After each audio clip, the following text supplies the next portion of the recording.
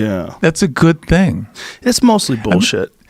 Well, you had Tyson on. Yeah. And it was interesting that he didn't want to go back to it. Do you know Marvin Hagler has the same problem? Oh, yeah. Well, he was the only guy that ever just quit at the top. But he won't punch a bag or anything because that thing comes up in him where he wants to do it again. It's like an addiction. And he's got to be 60 now. It's still still welling up inside of him. I respect him so much. You know, I always looked up to him when I was fighting because I remember the discipline that guy had. Like, I remember watching videos of him when he was living on the Cape. He would do his training camp on the Cape, and he would run. And when he was running on the sand. With the boots. Yep, with combat boots on. Yeah. And he was yelling war. He was like getting ready to fight Mustafa Hamsho, and he's running in shadow boxing, and he's yelling war. And I'm like thinking, could you imagine if you had to fight that fucking guy? When he was the middleweight champion of the world, first of all, he was chiseled, like he was sculpted out of bronze. Like, he didn't even look like he was so jacked for a boxer. When you think about, like, most boxers,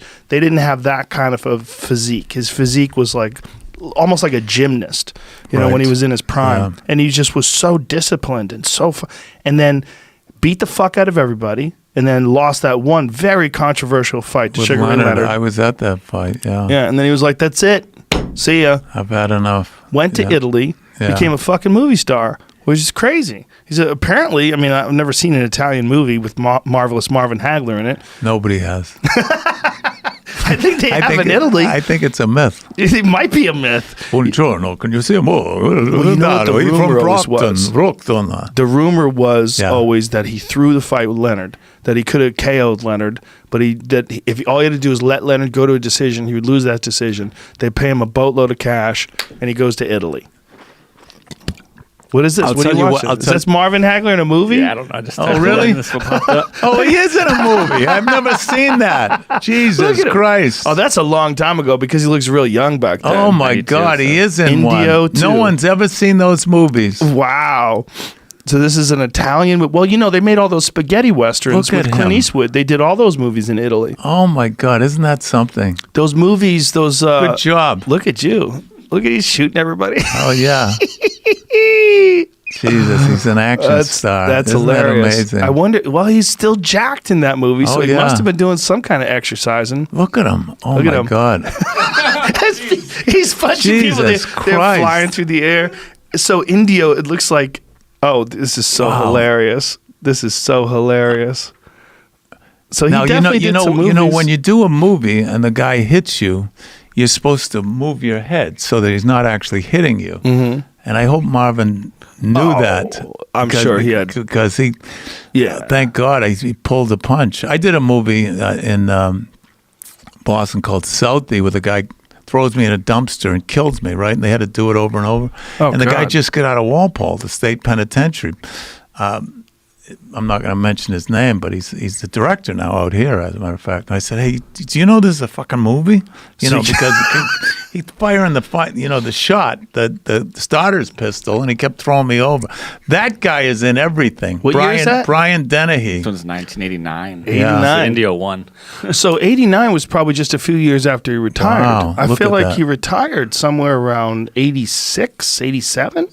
When did he fight Leonard? What an era that was. Huh? Oh, it was amazing. We used to watch. Remember, you'd go to see closed circuit fights. We'd go to a theater and you'd watch it on a big screen, closed circuit. I can't tell you how many. I got so ripped off because you had Tyson on. I remember driving. I was out here to go to this big fight. $50, and I walked in, and Tyson knocked him out in the first round. That was all that ever happened. People were trying to figure out if amazing. It was worth it. Yeah, but it was. It's what it was. 87. 87. Interesting. Oh my God. Yeah, and that was it. He's like, I'm done. So that was only 2 years after he retired. He was doing movies. But the pull up John the Beast Mugabe. Marvin Hagler versus John the Beast Mugabe. Did Marvin have hair for Mugabe? No. I remember seeing Marvin with hair at the Gardens. What? Yeah. Did he grow it out for a goof? No, he had a hard Early head. in his career? He had a really fucking hard. He had an extra inch of skull or something. They were saying. No, it was the side temples. Is that what it was? He has these giant temple muscles. They said he was almost like built with Is that headgear. Mugabe? Yeah, and Mugabe was a murderous puncher. No, that's Thomas Hearns. No, that's voice the voice of Thomas Hearns. That's Mugabe for sure. Mugabe, he hit Marvin Hagler with an uppercut and snapped his head back. And this is an uppercut that he was knocking everybody out.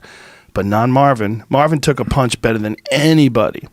He said the fight only started when he started to bleed. I think Juan Roldan was the only guy that ever knocked Marvin down, but it wasn't a real knockdown. It was a trip, and they counted it as a knockdown. He was a tremendous fighter. Look at how inside. Look at how he gets inside. But so was Mugabe. Mugabe was a murderous puncher, man. Toe. Wow. He was knocking everybody out. He knocked out Terry Norris. He knocked people out dead. Like you would hit them and they would go flying.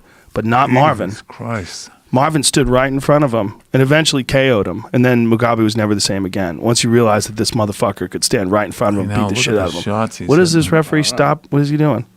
I don't know what's going on there. That's Mills Lane.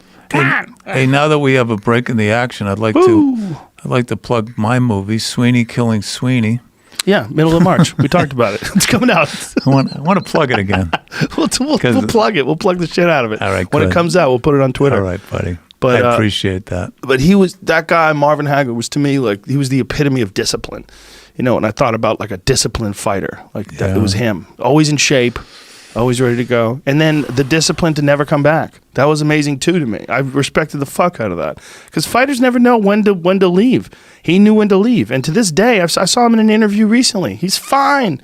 Talks completely normal.